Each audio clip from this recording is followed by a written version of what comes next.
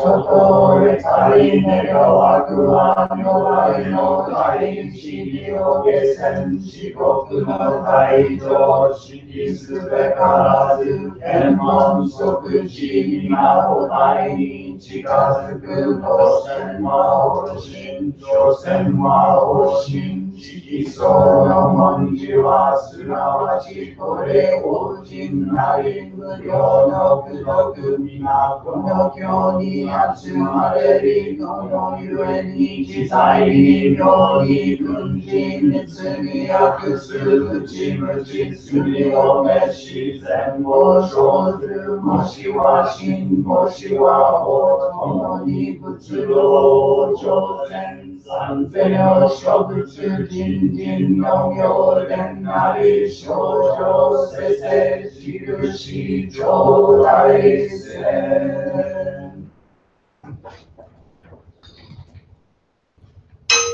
妙蓮華経如来十条本大十六地が特仏来上行諸行中無料約千万の草や早期調整東京圏無種奥種上領入王仏の未来無料公理公種上公弁言で暗記節分滅上上主しせと上主をし上天中力量天道修行水間にる研究賢者滅度航空用者利限界連合に昇活動新中上期新仏七力入なき新欲見物理着信用気や九州小空出場中戦下地等宗教東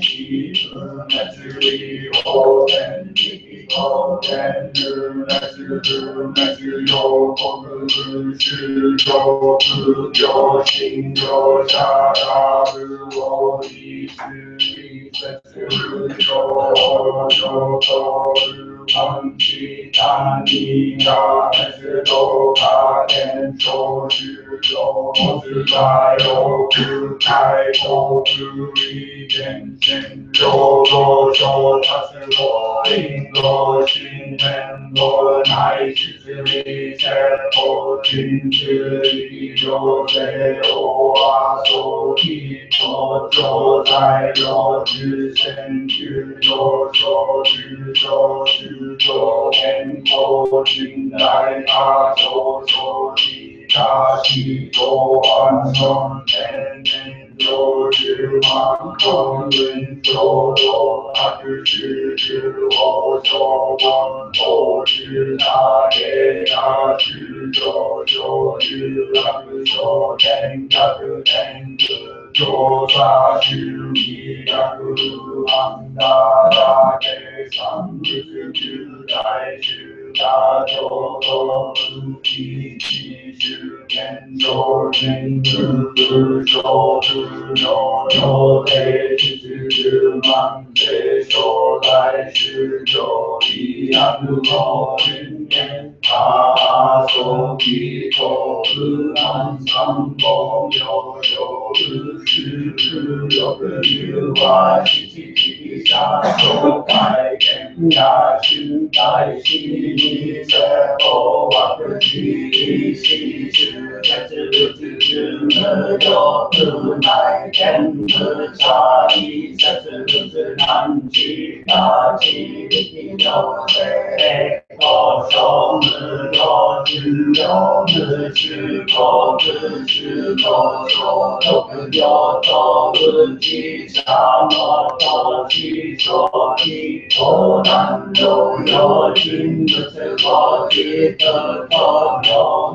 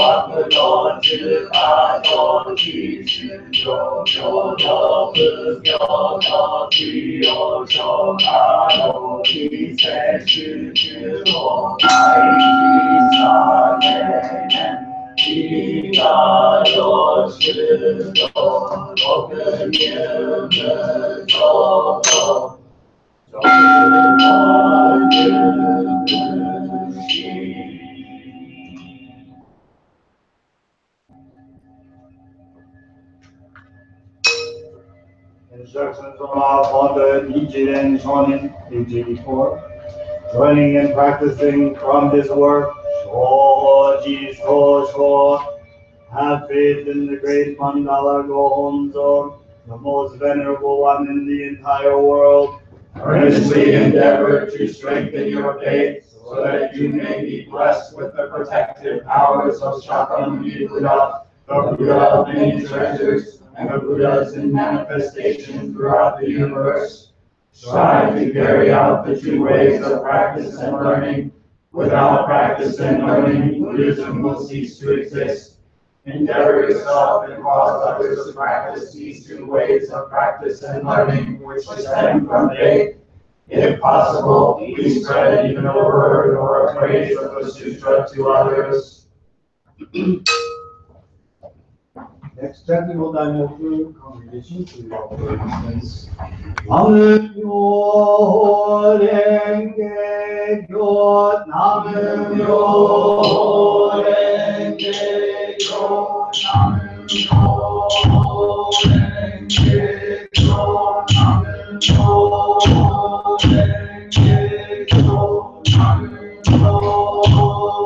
Renge Kyo,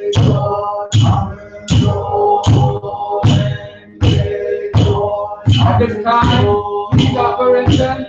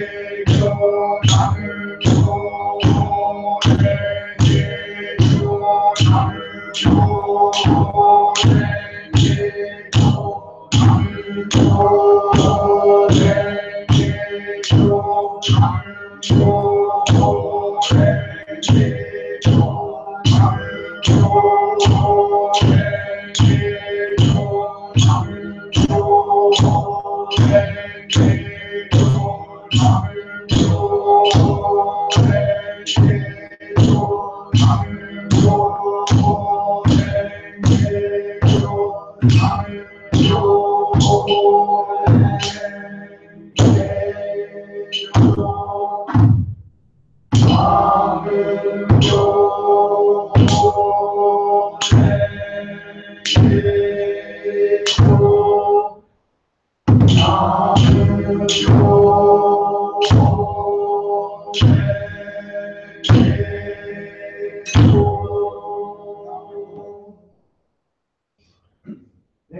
portal gate is open to page 64. Yonangi Nabudangi Tagazoku Kangi Tobuzu Yakunen Yozushi Nen Tobuzu Shodan Tobu Yo Tobu Shojin Yoji Tai Yoji Nasha Tobu Tobu Mujo Buzu Do No Rai Se Tobu Yo Reshin Luji Jujin Kenji Butsu Metsu Go Go Go Kego Ki Besho Tenjin Sekenshi Ken Okuri Se No Shu Setsu Ki Sai Tenjin I O Jujo.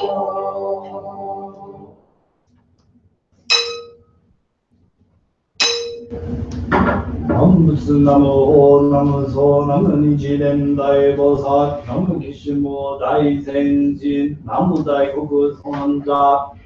Today we observe the second day of the first Enkyoji Buddhist Network Dharma Conference. Please allow us to be able to bestow the Dharma upon those the congregants and members who follow us and practice with us today. May we be able to unite ourselves in the spirit of Enkyoji, to be able to fulfill mission, to spread the Dharma, both in our personal lives and amongst our nations and the entire world. May all beings under the heavens and within the four seas come to understand and appreciate the Dharma. May our leaders be able to understand and have the capacity to receive the Dharma so that they may be able to make compassionate, wise decisions. May all the people in the world be able to overcome their suffering and deep desires in order to attain the enlightenment of the Buddha. Today we hold this practice solely for the sake of this entire world and all the people and all sentient beings within it. Amryo Renge Kyo.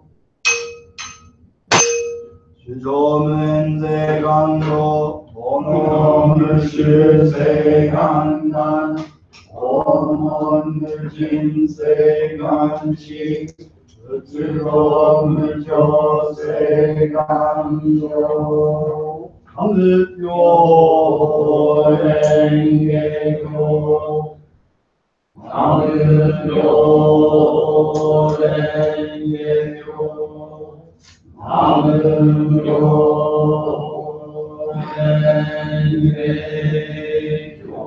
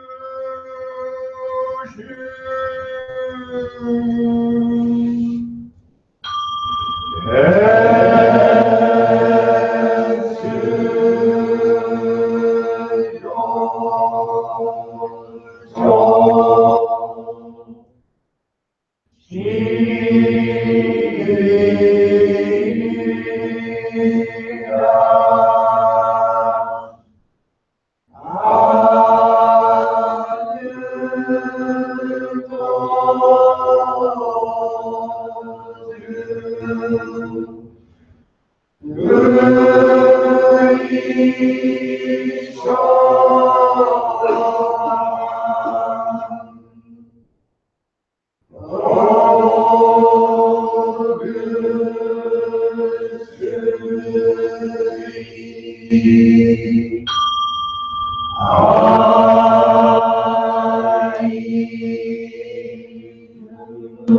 Hi,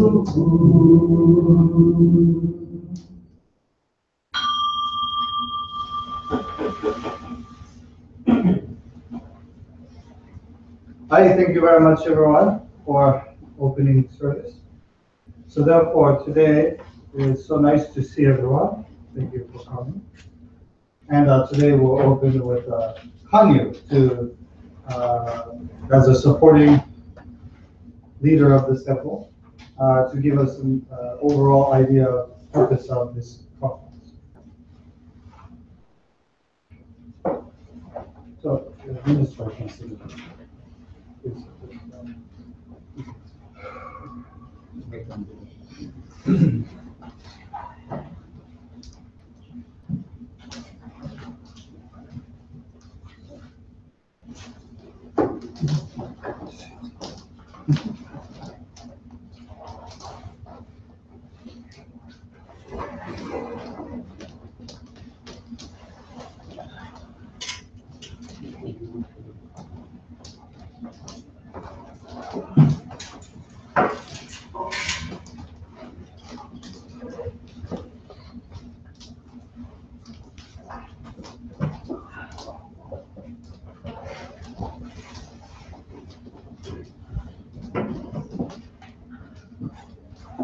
First off, let's chant the Daimoku 3 times.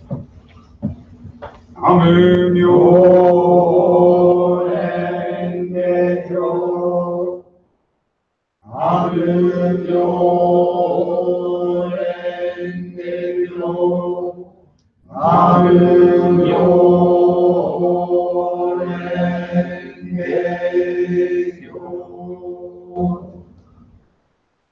Thank you all very much, and welcome to the first Enkyoji Buddhist Network Dharma Conference. This year's theme is filling the mission tank. When we really started pushing towards this idea of developing an organization, Sensei wrote a series of what I consider kind of seminal articles about this concept of mission. And one of them was a really interesting analogy about an old broken down truck, and how, you know, that old and broken down truck needs to have fuel to keep going. And you have to make sure that you fill the tank of the truck so that you don't just run out of fuel in the middle of nowhere. And so in this situation, I was inspired by that. And I was inspired that this conference's purpose would be first and foremost to fill the mission tanks of each of our individual practitioners and those who are out in the world that are watching today as well.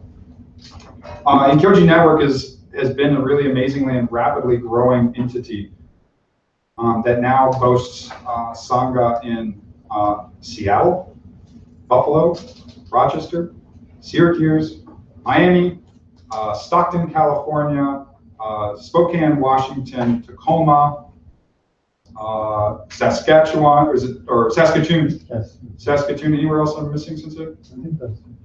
Okay, so and now London. And now London, England as well, and Kathmandu, Nepal. We have really been filling people's mission tanks just by them seeing the fact that we meet every week and that we maintain a consistent practice centered on the Dharma and specifically on the Daimoku. My hope is that the purpose of this is to inspire you, with the missionary zeal of Nishin Shonen and the Ichiji Shonen. Every time I come, I think of the fact that our founder was a missionary at heart, that his first temple, so to speak, was a street corner. And I think that that's really applicable here in the United States. Nichiren Shonen wrote a series of writings in response to calamities and situations that were happening within his own country, specifically for their incorrect views on practicing the Dharma. And he felt that these calamities of fire and flood and conflagration and invasion were a result of this situation. I thought a great deal about this. You know, we're dealing with 4 hurricanes in a row and fires in California and all of these things. And I feel like Some of this is because, if I can be frank, the Dharma that is practiced in the United States is not the Dharma of the Eternal Buddha.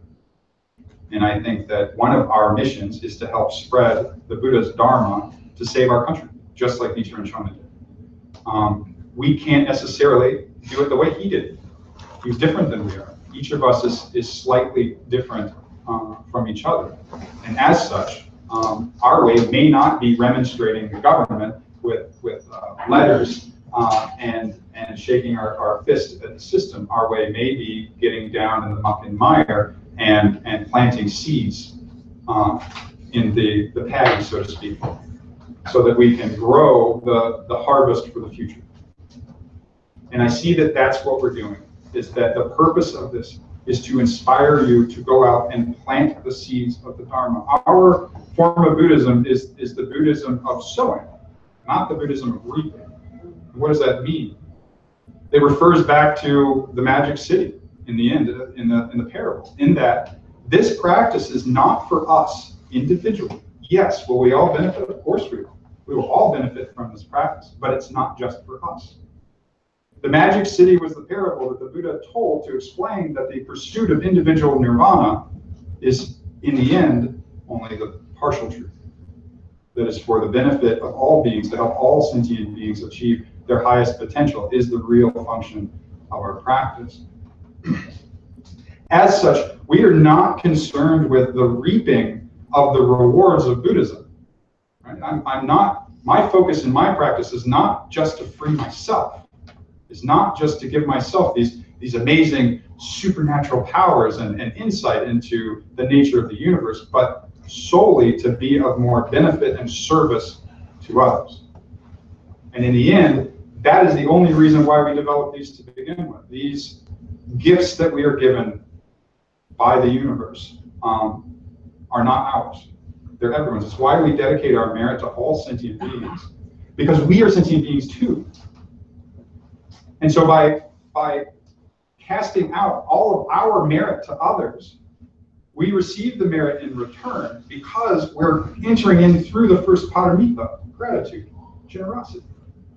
And by expressing our gratitude and generosity in the most simplest way, that if I should gain anything from this practice, may it go to others.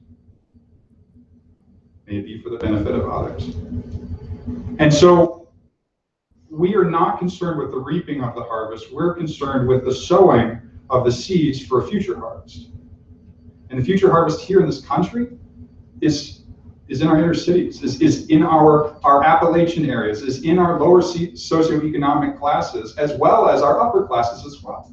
But it's the people who are in genuine suffering that are the most ready for the Dharma. Sensei once told me an analogy about how to grow lotus seeds, and he was I have the benefit of having been with Sensei for more than 15 years, so I have seen all of the incarnations of his interest and where he's put his mind at different points. And at one point, he was really looking at the biological principles of how a lotus flower grows, but more specifically, how a lotus flower grows in captivity. Not how a lotus flower grows naturally out in a pond, but how does a lotus flower grow if we take a seed and we have to plant it ourselves? Because that is what we are doing. We are taking a lotus seed out of just the natural happenstance of where it falls near a temple, in a Buddhist country, where it can just fall off and then find the nutrients that it needs and sprout. We are now coming into a situation where we don't have the optimal conditions for that seed to naturally sprout. So we have to give it help. We have to be good stewards of the land in this situation. So how do we grow a lotus seed? So a lotus seed is very interesting in that it has an incredibly hard seed coat. It's really dense. The only way to take a lotus seed in captivity and grow it is to first, you must soak it in pure, clean water. And it will swell to twice its size. Now, this is equivalent of providing people with this beautiful temple. Right? This pure, clean place where we can come and practice, where we can see the higher nature and example of our leader, Buddha Nichiren Shonin, of our teaching, the Dharma, and of the community supporting each other, the Sangha. But here's what's interesting. If you take that same seed and you keep it in that pure, clean water, it will die. It will never sprout, and it will just rot. Why? Because it needs the fertile soil, the muck and the mire to grow. There's a saying that Sensei taught me, which is, water too clean harbors no fish. In this situation, the purpose of this temple is first to inspire people, to fill them with missionary zeal, fill them with excitement for the Dharma, to fill their mission tanks. But here's another interesting thing about that captive seed, is that the only way that it will actually absorb the water initially is if you scratch, scar, or mar the seed coat on the outside. That's the only way that it will start to accept that water. That's us. Those of us that come to the Dharma are bruised and cut and broken and at times frayed. But those are not things that keep us from the Dharma. Those are what make us open, accessible, and available to the Dharma. Because it's only an understanding of suffering that makes you want to cease suffering. And it's only an understanding of gratitude to other beings to want to help other beings in suffering. So once we have come and we've soaked in this pure water of the Dharma, what do? We go out there in the world. We go plant it in the muck and mire.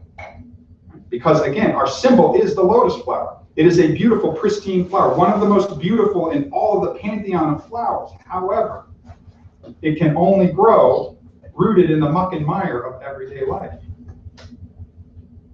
We cannot reach our highest potential without being rooted in the muck and mire of everyday life. Our symbol, if you look at the Enkyoji network symbol, is that same symbol. It's the lotus flower with its reflection in the water, its roots put deep. And so what we were trying to do with this Buddhism of sowing is to soak the seeds, get them to swell, and inspire people to go plant them out there.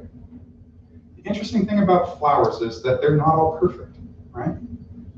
We are like the lotus flowers as bodhisattva from under the earth. You're here because you made a vow in the seminal chapters between 16 and 21 to the Buddha himself to spread this Dharma throughout the latter age of degeneration. You already made that commitment. That's why you're here.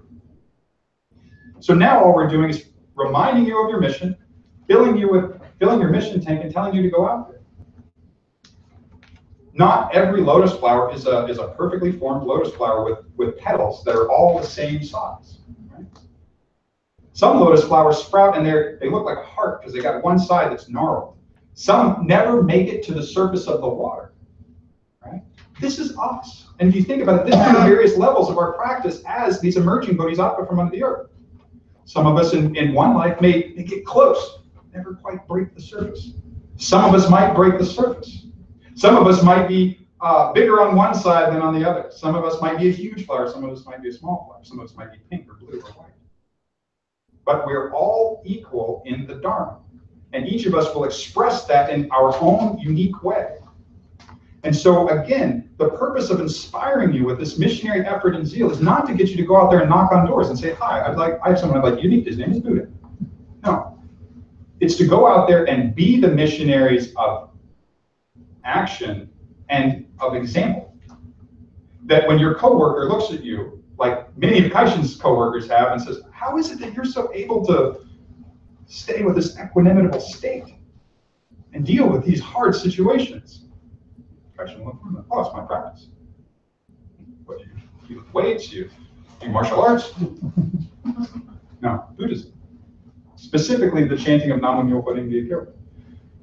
So to bring this all around, the whole purpose of this is to water the seeds of others or plant the seeds if they are not there. And we do that through the Daimoku. I take refuge, or I honor, or I revere, or I believe, or I worship the wonderful, mysterious, universal law, way, practice of the Lotus Flower Sutra. The beautiful thing about chanting the Daimoku is that it's referred to at times as the tool that cannot be broken. And the way that I take that to mean is that I can use it in a variety of ways. And it's not irreverent to use it in different ways. I might chant the Daimoku when I'm happy. I might chant the Daimoku when I'm sad. I might chant the Daimoku when I'm scared. I might chant the Daimoku loud or soft or sing it or say it. But it's the practice itself, it's the tool that's useful. My favorite analogy for the chanting of the Daimoku is actually the surfboard. My mother was a surfer, and so I grew up with a lot of surfing analogies. And many of the congregation have heard this analogy, but some of you haven't, so I'm going to tell you now. So when you first learn to surf, you're very uncomfortable on the surfboard. You fall off, you can't stand up, you're clinging to it. And the first thing you realize is, oh my gosh, I just have to get kind of comfortable on this board. Well, that's our initial exposure to chanting Namu. We feel, I don't know, how do I use this? What do I do? I don't know. But we know that, I know if I lean on this a bit, I'm not going to fall down in the water, and I won't have to tread so much. I've at least got something to hold on to. The next thing we realize is, okay, these waves out there, right, of samsara, the sea of samsara, the sea of suffering, it's like, oh, this is scary. There's waves everywhere that could totally smash me to pieces. Okay, well, all right, at least this tool that I'm using, okay, at least I can surf on the water. At least I can sit up here. But man, how do I get past that first line of waves? And here's what's interesting. Everyone who first starts surfing tries to get past that first line of waves, and they paddle like heck, and then they get pushed back. Paddle like they get pushed back. It's only when a seasoned surfer comes and says, no.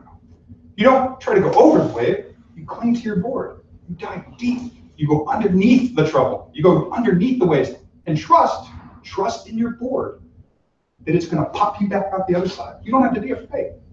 Dive down under that first line of waves that's crashing on you, and you will pop up. You can trust your tool. You can trust the Daimoku to help you pass that initial phase of difficulty by leaning on it. Because at least you know it's buoyant. It'll hold you up. But once you get past that first line of waves, what's really interesting is that your heart is pounding and you're tired. But you realize that once you get out there, oh my gosh, it's so calm.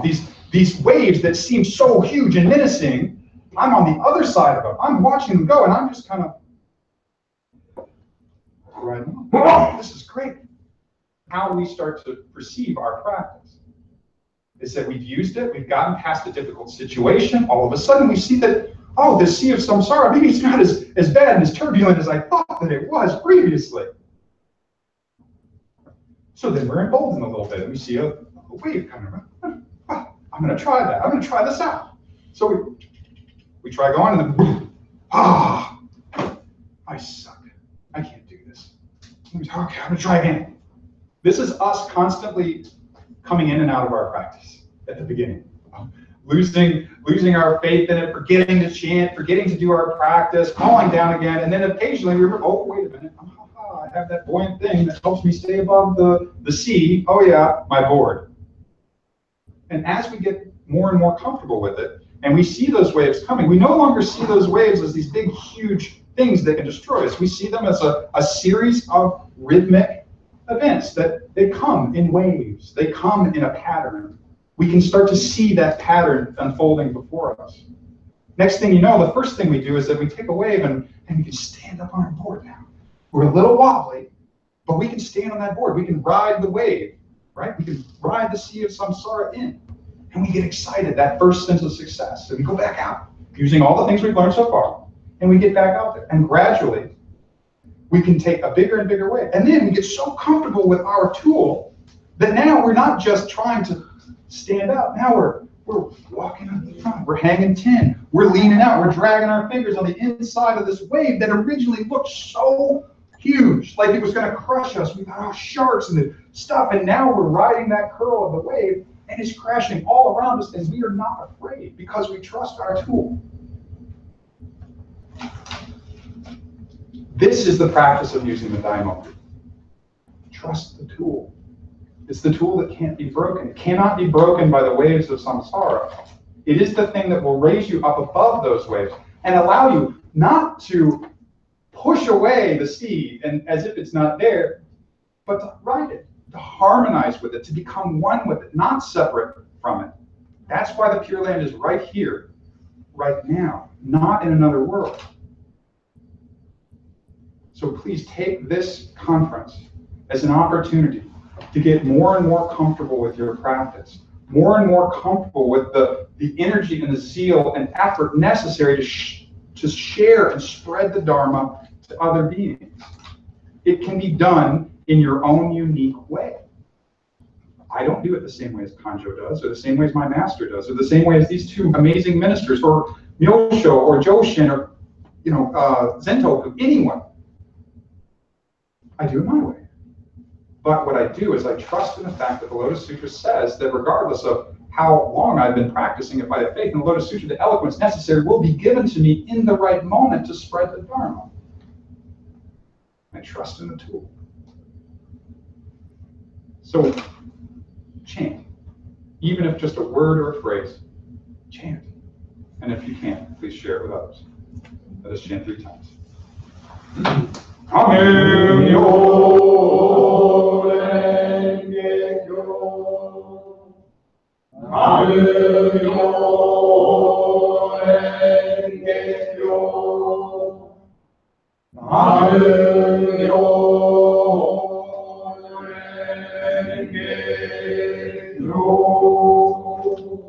Thank you all very much for taking time out of your valuable schedules and coming to share the Dharma with us. Please take a brief break to go to the bathroom, get a drink of water, and then we'll have our second speaker. Thank you very much. Oh, thank you very much. Thank you very much. Yeah, bathroom is right around the corner here. There's 2 of them. I can walk you there, or Kaishin, or one of the other ladies.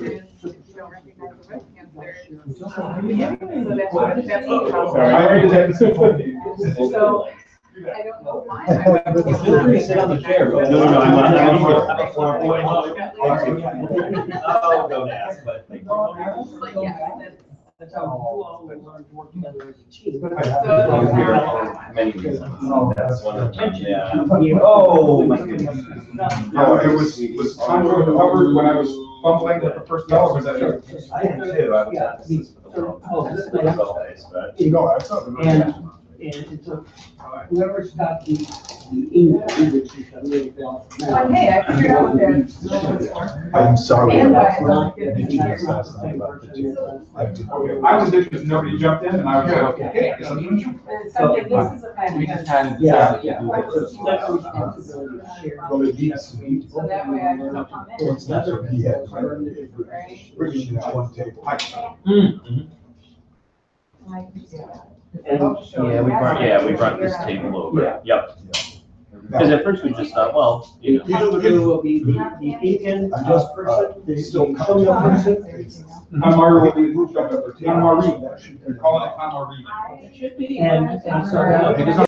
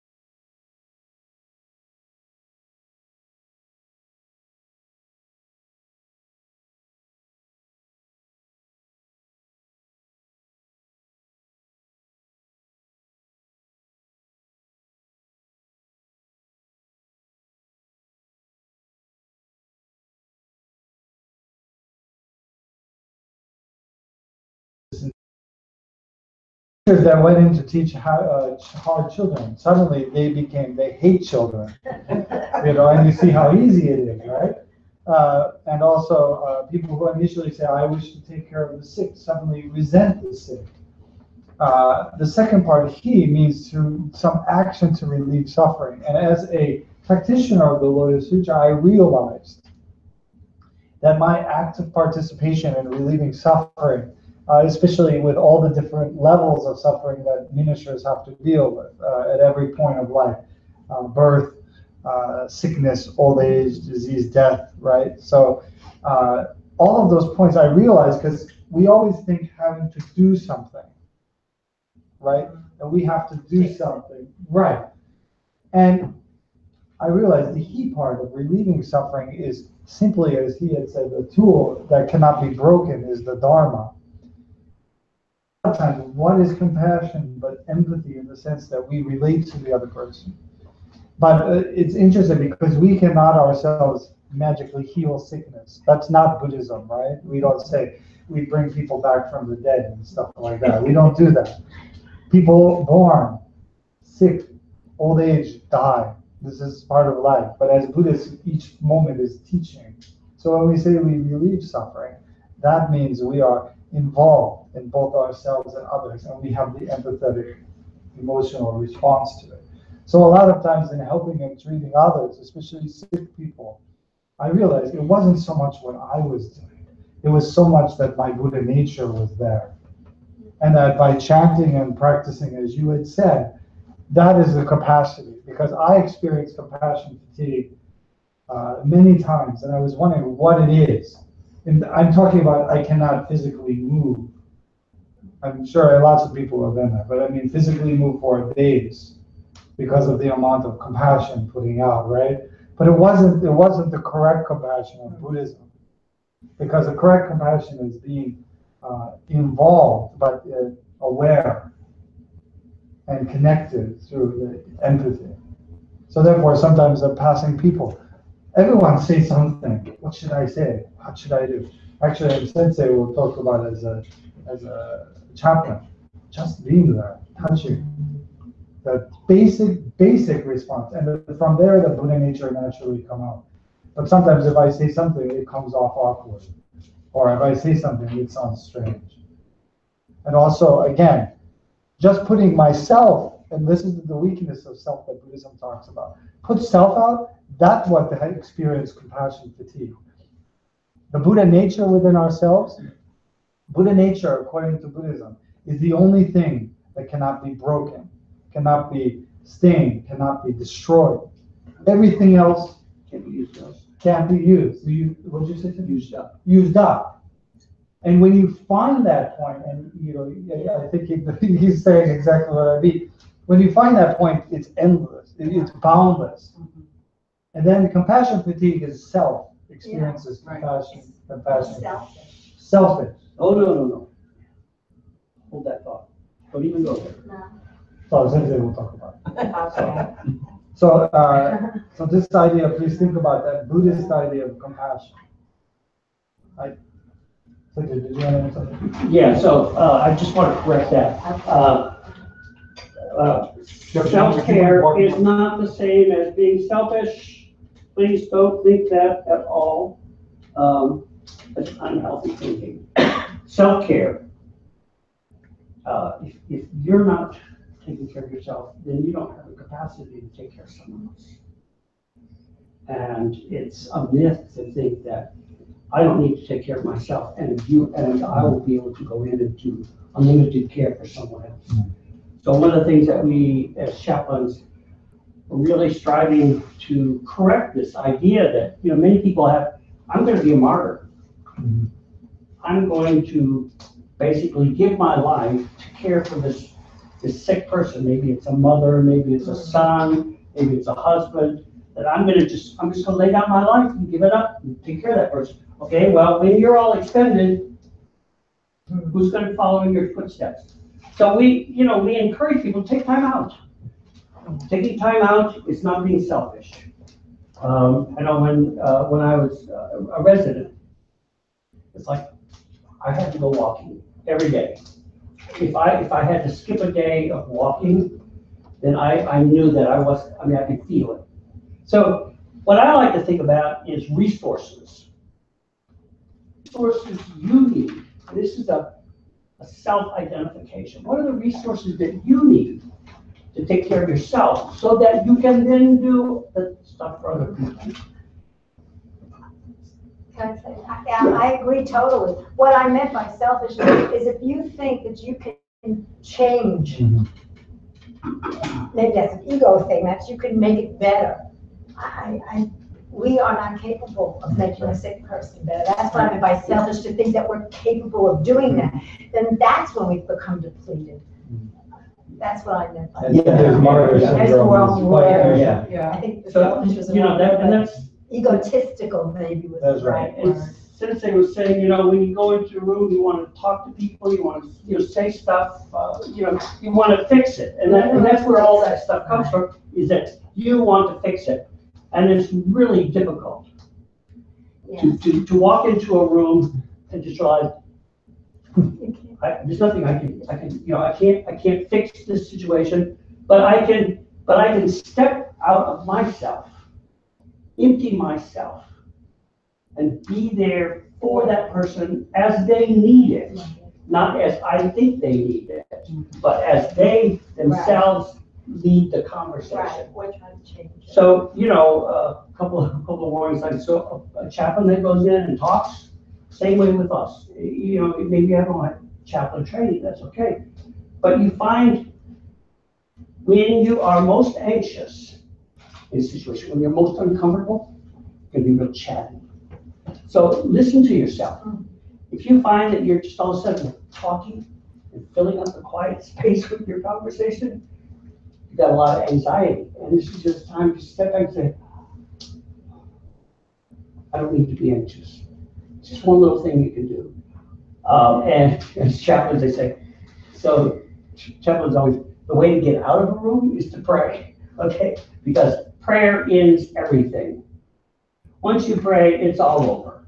So whatever your little thing is, now you're not going in as chaplains, but you know, patients come in and say, oh, can we pray? And I said, yeah, if we need to. So what would you like to pray about? In other words, instead of just jumping right to prayer, it's like, why are they asking that? Be curious. So be curious with someone else, be curious with yourself. And these are all things that can make this much more lighter experience for you. And you can do the self-care that's so important that will allow you to keep doing whatever it is that you're intent on doing. So the important thing is that also as Buddhists, we experience these things. Because just the fact that we're having a conversation about compassion fatigue needs a certain level of maturity. Because as he was saying, the martyr syndrome, all of that is immature thinking. And actually all of these difficulties and what death and sickness and old age, all these sufferings present us is reality, right? And the closer we get to reality, the closer we have to become aware of our Buddha nature. So that's why it's interesting. My girls, they had the, I don't know, benefit or not to grow up with me as their father. So I was watching them and people I didn't notice, but and this is instilled with children because children don't necessarily have the words to do it. So sometimes their ability to do things are actually more inspiring. So my parents, and many times they went places, and first time meeting somebody who was ill, people want to talk about the illness. They want to say, how are you feeling? You know, those kinds of questions. Well, we know how you're feeling, you know, all of those space fillers, as they say. And then even prayers, sometimes not at that point, it's not ready.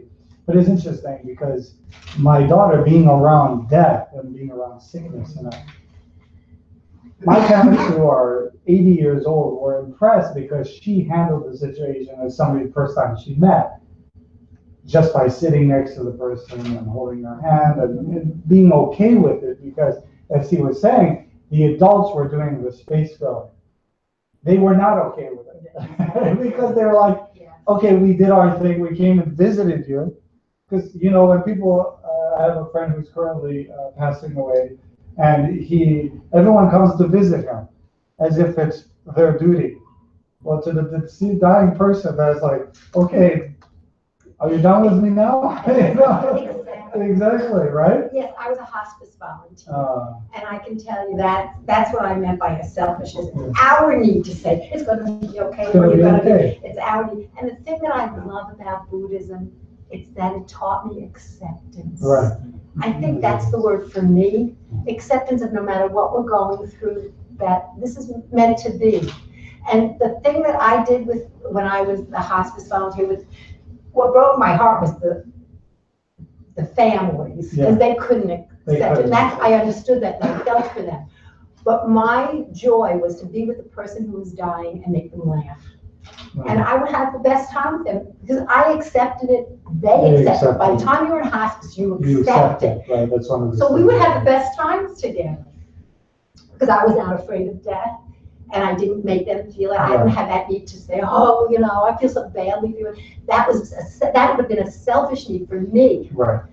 So, and that's kind of what I meant by. And the teaching, but in our sickness, in our old age, in our disease, in our death, if it's utilized, if people are aware, it provides a great benefit to society, a great teaching. Mm-hmm. So that's why it isn't something to be pushed aside or misunderstood. People are missing that teaching. That is why all of our society, one of the things I'm going to talk about is addiction and everything, because it's being led by our lack of being, and our society is encouraging it, of not being involved with life and death and sickness. So when actually most people I've had since they can probably correlate with it, people don't want to be around a dead body, because even though it's their parent. But they said, someday you die, who'll be around you? Someone has to take care of it. But I don't want to see it. So what is that? And these are adults. Yeah. Adults. So the sickness that we have in our culture, we have to say, Buddhism is the one that accepts. If you look at other traditions, because it involves other world, right? This body is not important, but it is. And this moment, and every moment of our life is a benefit to us, other sentient beings. So upon my death, I hope I can be a benefit to other sentient beings. To get back to the selfishness thing, because I was thinking, when we try to fix things, we deny that person the opportunity to grow, because we're in the way. We're saying, oh, if that doesn't work out for you, I can do this and da da da da da. I've seen it happen too many times. And the person really needs that journey to get to where they need to be, even if it's hard. Right. It's done out of love. Yes. But it is by, when I say selfish, I mean it's our need to make it better for them. When, as you say, that's their journey. Right. We gotta listen, we give our advice if that we're asked, but. And especially in matters of faith, we're always fixing. Right. They never develop the faith they need to go through the difficult times, really difficult times. Thank you, everybody. As I'm reading other parts of it, if you have something you want to jump in on, please do that.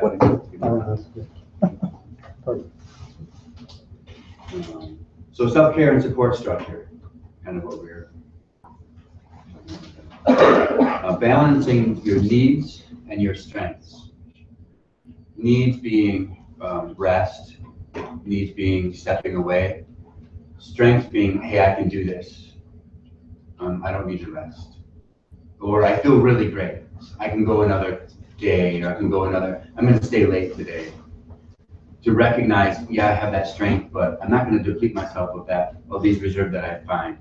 Maybe that strength that's been built up through your activity and your practice.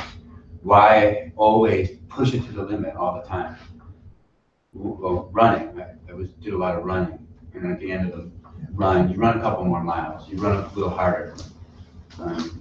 You can only do that. So, I guess eventually you win the 50 marathon, the 100-mile marathon, you win that. There's a lot of toll that you take on your body. You go that far. So pull it back to this small, minute idea of when you're feeling strong, maybe it's time to rest. Socialization in like-minded groups. Well, we already have that covered. We have that covered in our clubs. We have that covered in our sanghas. Joyful hobbies. Stepping outside of Buddhism a little bit. So if my joyful hobby is making artwork, admittedly, my artwork's mostly about Buddhism. However, I also like to read a Star Wars novel once in a while. Like, you can pull back, you can pull back. It also keeps you, you are human, you are living in a society, you are living around other people that read Star Wars novels. Nothing wrong with a joyful hobby that's a little off track. And rhythm of work. I feel like if I highlighted one thing on this page of the paper, rhythm of work would be great. So at Dharma Club, sometimes we have service. Honestly, it's rare. Sometimes we just chant a chapter. That's more frequent. We have sort of whittled it down to certain formulas of presentations. We have quotes from the Buddha. When I do a quote, I try to include Nichiren Shonin, definitely in the Lotus Sutra as well, but also other traditions, other earlier teachings, provisional teachings. The Lotus Sutra is the cupola. It doesn't float in the air. There's a foundation, there's a basement, there's a second floor, there's a first floor. Let's explore those a little bit. We have, and I didn't bring Dharma jar. The Dharma jar has been received really, really well, and it came out of maybe a month ago. My big thing with the Dharma Club is I want people to leave with a tool, and I want them to practice. I want Dharma Club to funnel into temple, not through like coercion, but through ripening of understanding. So how do I get them to practice? Well, I wrote down 3, like an easy, kind of hard, and a more difficult practice. Cut them out, put them, actually at that point I said, pick one. And they picked one. And then my wife Kristen said, let's cut them out, put them in a jar, and then you pick them in a jar. So I added 3 more, and we have 6. So I want to keep adding to those. And what they do is they pull it out, they try it for a week. And we talk about what that does. Go last was the easiest one, and it turned out to be very difficult for some people. See every person on the street as your most revered teacher. I didn't put mother because some people don't like their parents. And then the other it's true. Then the other one for that first was see things basically as it is. See things neither good nor bad nor indifferent. And that was something that I was implementing for the past 2 weeks, and talked about how that worked with me. And then the next week they talked about how that practice was, and people would pull it out of their pocket. Unexpected people, I don't want to name names, but he's like, I had it in my wallet. I'm like, whoa. I had it, this is in the watch, what do I do with that? I'm like, oh my gosh, you kept it, I can't believe it. So, and then we have like passages, and we have strict doctrine. And then we have like a couple others. Oh, we have, this week is a break. Oh, we also have potlucks. This week is a break. We're going to start our 1,000 crane endeavor, and also paper flowers for New Year's, because we hatched the idea that I have a massive community New Year's celebration at the farm. That's where it's out of, pinnacling with a service at midnight. It's going to be very wonderful. I can't wait. So that's a rhythm of work. It's exciting to come. You don't know what it's going to be. I don't tell them all the time. They get there, and there's always contributions the way everybody contributed just now. And recognizing the mundane is value, and that was something I got from Tsumoto Sensei, Tsumoto Shonin. Sensei, that even the most mundane thing is great value, that you don't have to like this is always one sheet. I don't give them 2 sheets. I try, if I have to edit it down, I do. I've had it where there was 3 quotes on there, we didn't get past the second. You celebrate the most simple thing, it's got a lot of value. And also your endeavors. When we have our meetings for our Enkyoji meetings, and someone might say, oh, I only had 1 person come. 1 person, that's fantastic, not bad. 1 person's great. Provider to provider acknowledgement. And this is where we can kind of look at our internal structure as Sangha members, and also among the priests, I would hope. Fatigue free from stigma. I'm wiped out. You can do it, toughen up. How about I'm wiped out? How can I help you? What can I do? Getting this culture of martyrdom, of like, I'm the toughest guy, I'm the toughest girl, I can do it, I'm going to lead by example. Meanwhile, I'm completely depleted and I'm going to quit. The turnover rate is, I used to tattoo people, and I got a lot of caregivers, a lot of people that work in like group homes. And the first thing I was asking them is, what's your turnover? How long you been there? I was at the mall, I've been there, and I had to turn over. And because I know it's kind of short, and just to let you know, like, it seems to be getting longer. I've been there 6 years, oh my goodness, 6 years, and we'll talk a little bit about it. Neutrality is not compassion. If you see a problem, it's like seeing a piece of garbage.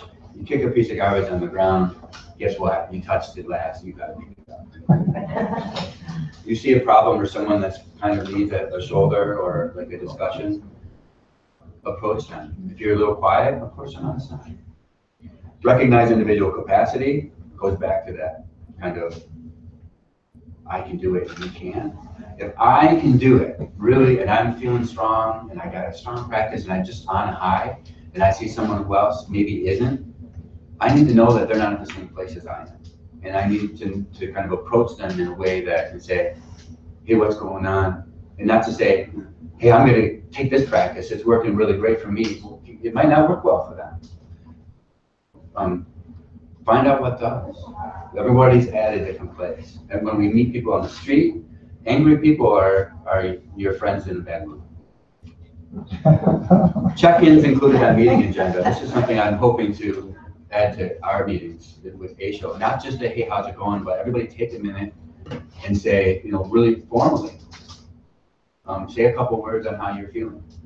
Not, hey, how was your week? What did you do this week? But, hey, I'm feeling bad. Well, why are you feeling bad? We make it part of the agenda. I have one last piece here, but does anybody wanna add to what I said? Yeah, just, as common practice. So, first off, Myoshoji is a member temple of Enkyoji, and our sangha is all digital. It's all online. And one of the things that's important is when you come to your sangha meeting, you're talking, you're interacting, you're, contributing to your environment. And so engaging in these kinds of deep conversations is really critical. This is more than a social event. This is hopefully the kind of place that we're creating that when you get busted and you spent your last dime, something went terribly wrong, that you feel that this is a place that you can come share that with someone, that you don't have to walk in the door and leave that outside. That you can bring your whole self. Maybe somebody just called you a terrible, terrible name, and it really, really hurt you. Maybe you felt left out of some activity, and you felt shunned, and you felt your feelings were hurt. Or maybe something happened really terrible to you, something really private, something, maybe a deep, dark secret. That this is the kind of place that you would find someone. You don't have to come up here and just tell everybody, hey, whatever. It's not like an AA meeting. But there is somebody here that you would trust enough to say, I just got to share this. I don't know who else to talk to about it. You don't have to fix it. I just need to get it off my chest. And these kinds of conversations. So at Myoshoji, at every meeting, everybody has to speak. And I try to facilitate that conversation in ways that I know these people, and I encourage them to, talk about what's going on in their lives with everybody, in front of everybody else. And then to create the kind of space or the environment that we trust each other, that we respect each other, that we know we're all here for each other if we need it. You never know when someone's going to need your shoulder or your ear. But if we don't if it's just a casual coming in and saying hello, hi, how's it going, and doing service and stuff like that, that's not really creating a sangha. That's not really creating a community. And that's where our goal should be headed towards, is little by little, working towards that kind of space that we're no way deeper than family, or as deep as a good family. Because not all families are good, so you can't use that.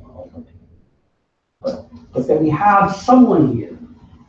Doesn't have to be the minister. Maybe it's just somebody in the back row who always sits in the back row. Just, can I talk to you for a moment? Can you just hold me? Can you give me a hug? I don't have to say anything, I don't have to ask what's going on. Yeah. That kind of place that we really just are really connected deeply to each other. We're fortunate to find a place like that in a Sangha where I just have one last piece. Unless I'd like to, you know, what Sitze is saying, that's what we're trying to nurture in Enkyoji. And the purpose of the Dharma Club is that any of you can do that. This is, again, if you wish to start the Dharma Club, please do. I will help you with that. I have, this is. That's why we're developing it. So that's why we're developing the idea of Dharma Club, is that it's not, because sometimes the barriers or gates come to this place because people are so hurt, so broken. It takes a long time. And there are so many gates of our own personal issues we have to go through in order to come here. Some of you were lucky enough to come here and know and meet and develop relationships quickly. Not everyone is able to do that. So we as Enkyoji were thinking about the people, how to help people in any situation without all of this first. Because all of this can be very difficult, culturally, emotionally, anything, depending on all of the issues that people have. So Dharma Club is something, as Kanjo was saying, I wish to develop something. So I said, please develop an idea of community group or a Dharma Club that each of our members can do. Because that means just getting together. And it doesn't have to be led by a minister. It can be led by all, because all of us in Enkyoji are leaders. That's how we organize it. And the last thing I wanted to say is, since it was saying, looking for someone to talk to, we always have someone to talk to, and even if it's not an actual person, what is that? The Buddha Sutra. So, interesting thing about Buddha Sutra is that my master, because there was no Sangha, especially that I knew, especially they didn't speak English, or I didn't know them very well. I didn't feel comfortable with them, even though I attended the same temple in Toronto. But my master is became greatest supporter and honestly giving me and helping me in my practice. But he always said, even better than the master, and even become the master when we really need it, because we can't always call up that person or find that person, is the Lotus Sutra. So open the sutra anywhere, and you will find some answer. And it was true, because obviously when he said that, I disagreed with him. And I said, open a book and you have an answer. And it became very true, because this is the Buddha's body. So when we think about helping others, it's very important. Chapter 10, the teacher of the Dharma, it says, if you wish to expound the sutra, enter the room of the Tathagata, wear the robe of the Tathagata, sit on the seat of the Tathagata, and after doing these three things, expound it to people without fear. To enter the room of the Tathagata means to have great compassion. To wear his robe means to be gentle and patient. Gentle and patient. Patience is one of the greatest. My teacher said patience is both offense and defense.